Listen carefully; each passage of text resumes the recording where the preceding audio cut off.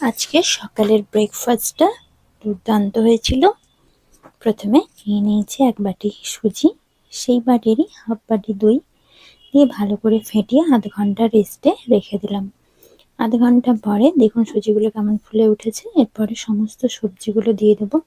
কাঁচা লঙ্কা, ধনেপাতা কুচি, পেঁয়াজ কুচি, ক্যাপসিকাম কুচি আর গাজর কুচি দিয়ে বেশ ভালোভাবে মিশিয়ে নেব। একটা মসৃণ পেস্ট তৈরি হয়ে গেলে দিয়ে দেবো 1 চামচ নুন আর হাফ চামচ বেকিং সোডা দিয়ে বেশ ভালোভাবে মিশিয়ে নেব।